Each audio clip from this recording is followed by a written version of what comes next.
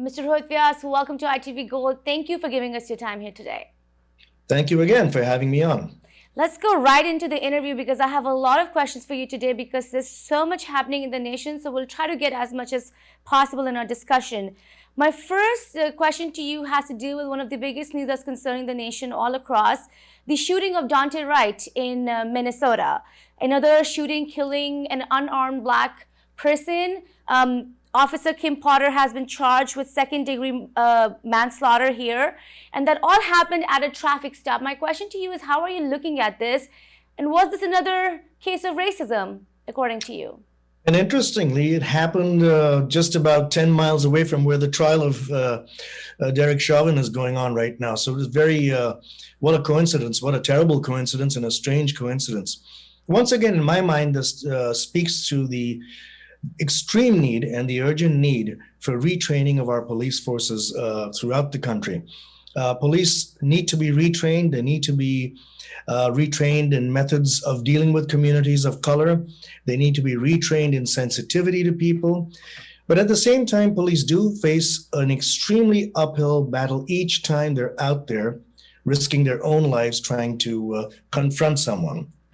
All of this involves instantaneous decisions, split-second decisions, and therefore retraining is going to be absolutely necessary in my mind. This latest shooting illustrates precisely that. She said she thought she had pulled out the taser, the officer concerned, that she had pulled out a taser and instead fired a weapon, a loaded weapon at this particular individual. How that happened, we don't know. I don't understand it. I don't think any person in their right mind understands it because there's got to be a difference between a taser and a gun in the feel of it, in the weight of it, and things like that. So how did that happen is going to have to be investigated. So here was a question of if the police explanation is accurate, this was an error of gigantic proportions. And how could a police officer not know the difference between a taser, and an actual weapon, a loaded weapon? Whether it's racism is still early to determine. This appeared to be a traffic stop. This appeared to be some kind of something that happened over there. We're going to have to find out what happened exactly between the two individuals, the officer and the individual who was stopped, and exactly what were the circumstances that led up to this. It's only then that you can determine if this was anything to do with race. But at the same time, you can't help but think it had something to do with race. And therefore, again, I go back to my initial point, which is the retraining in sensitivity and the retraining altogether of police forces. If she's convicted for the second-degree manslaughter, she will get about 10 years only. That's something that Daunte Wright's family is really offended by. Do you think that's enough if you kill somebody? They're going to have to determine whether they're going to go forward and push a court to, instead of introducing manslaughter, hearing manslaughter charges, a prosecutor brings the charges. But my point here is the family will probably ask for homicide. They'd want to charge this person with homicide rather than a second-degree manslaughter, which is a lesser crime, in the court system. And that's what's going to happen. According to the laws in various states, the second-degree manslaughter could charges, if the person is convicted, could lead you to between 10 years and 25 years of imprisonment with parole. So whether it's fair or not, that's the court system, and we have to go with it. It wouldn't seem fair if this was a deliberate act. Right. And protest and outrage continues for a third night. I believe by the time we aired this interview, it may be the fourth night that we're seeing protests in Minneapolis. What kind of a message do you think is sending across the country? Are we going to see something similar to what happened after George Floyd died? Well, once again, the problem here with the protests is the very first visuals you saw the next morning on television were stores that were looted, small businesses in the area that were completely looted, devoid of any of their properties, of their goods that they were selling. And once again, this reflects very poorly on those who protested. Because what were you trying to do?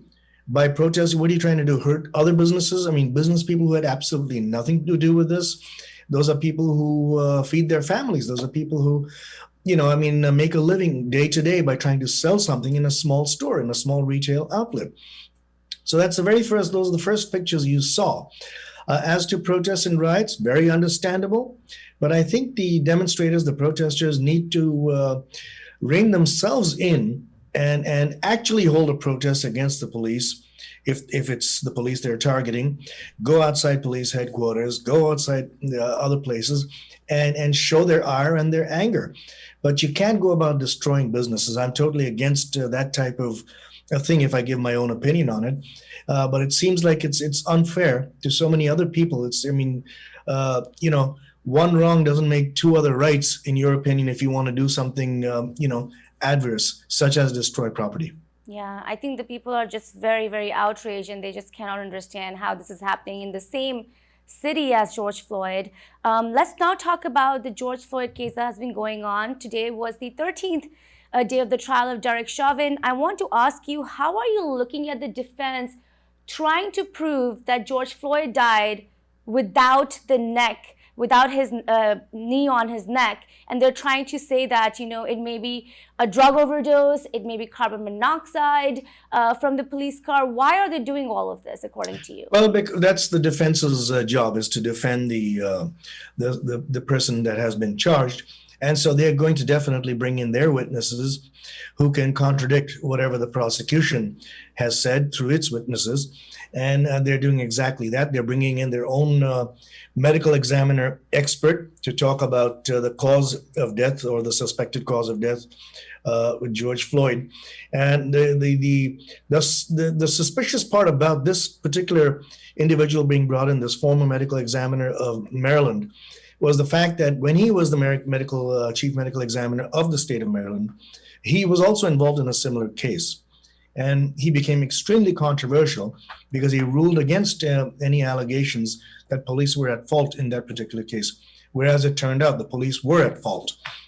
So he himself is a tainted witness. I'm not sure if what he has to say is going to stand up in this particular court. It may well, under cross-examination, if he's given some very expert medical opinions on how this death may have occurred, and the jury is commenced, then he could well be a good witness in those terms.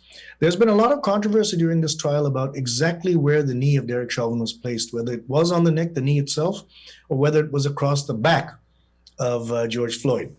And that's been what they've been trying to talk about. And that's where they're trying to delineate the difference. The prosecution tried to show that the neck was the knee was the exact cause of death because it put pressure on his neck, which was not necessary, which led to his deprivation of oxygen and therefore his sudden collapse and eventual death. The defense witnesses are trying to prove otherwise, that this was not the case, that the knee was not fully pressuring his neck, therefore leading to deprivation of oxygen, but other sources such as carbon monoxide emission from that car's, the muffler at the back there, direct exhaust that was going into his lungs, which may have led to poisoning his blood and eventual death, et cetera, et cetera. And the combination of toxic drugs within him. They tried to bring out some points in the toxicology reports that he had substances within his bloodstream, and those are probably more likely to have caused his death. Now it's going to be up to the jury, as I said, to be convinced one way or the other, and then deliver a verdict. Right, but no one can deny the fact that even if it was carbon monoxide, it came from the car and they put them on the ground. So the police were still the people doing it. We'll continue to follow this story with you, as always, every week. Let's now go into another big news that has been made today. And, it's something that everybody has been looking forward to, but we never thought would happen this year or next year. President Biden has announced that he's going to pull troops out of Afghanistan on the 20th anniversary of September 11. My question to you is this smart, and can this really happen? This is an extremely difficult decision for any president of the United States. Now, President Trump, his predecessor, made the promise to the Taliban, during negotiations between Washington and Taliban officials in the presence of Afghan officials and other parties. The decision was made and the Taliban accepted that U.S. troops would fully withdraw by the 1st of May. The troops that would remain there would be at a further distance. They would be basically, their mission would be tactical in terms of supporting the regime and sort of being a peacekeeper and helping with reintegration of mainstream Afghan society, et cetera, et cetera. There would be no direct involvement in conflicts or anything like that.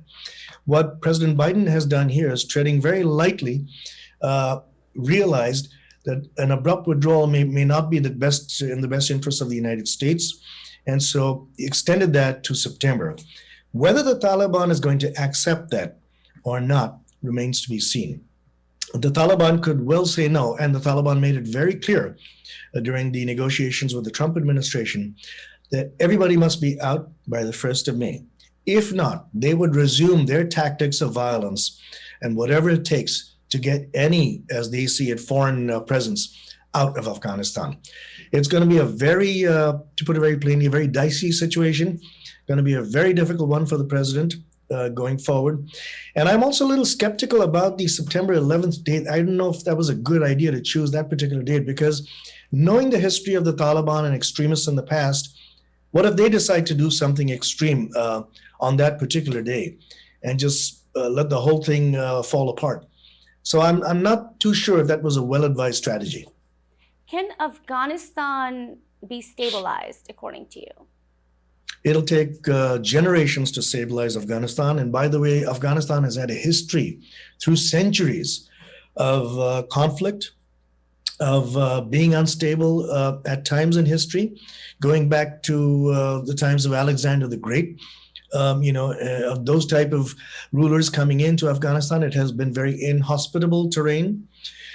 It is home to some of the largest tribes in the world, and I mean tribes, I mean ethnic tribes in Afghanistan have their own unique systems of governance within their own unique regions, and nobody else's judgment or rule matters to those tribes and to those ethnic communities.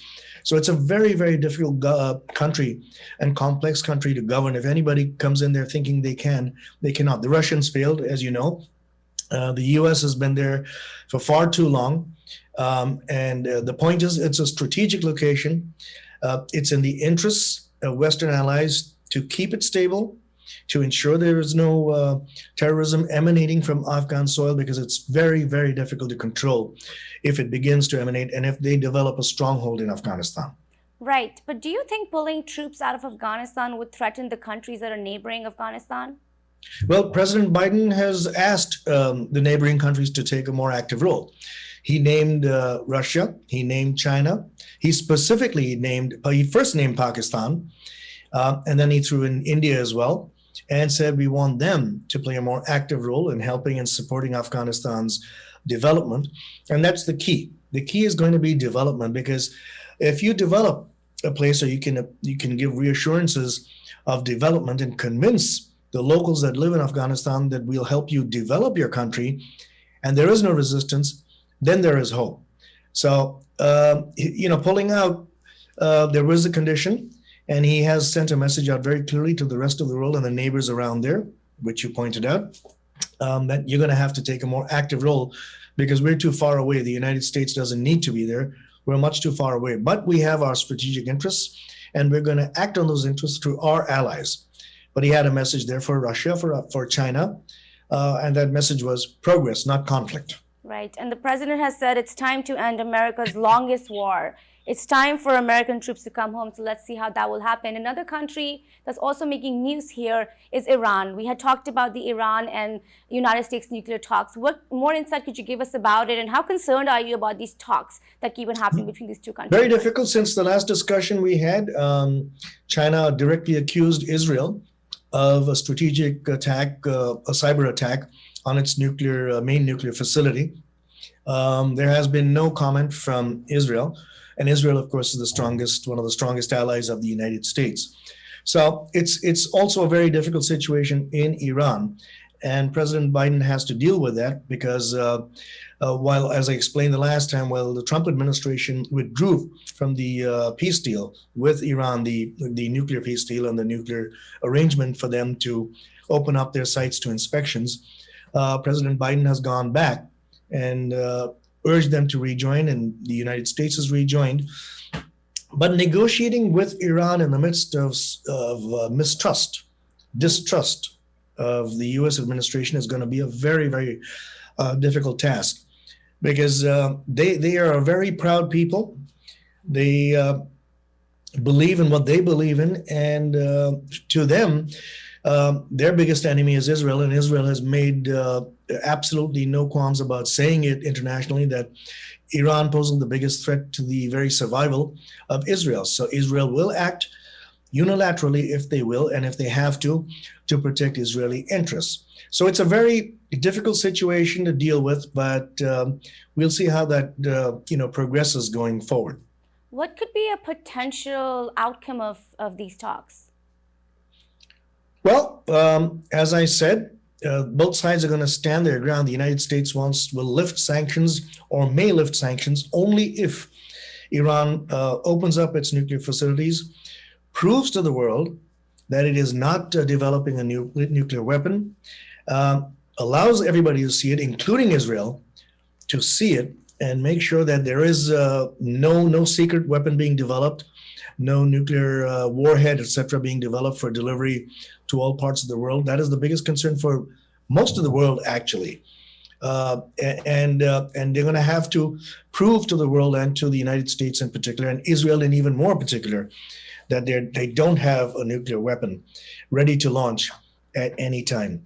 So it's an extremely difficult situation, but we'll see. I'm not too sure if this is going to work out or pan out the way the U.S. sees it. Israel says it's not going to work.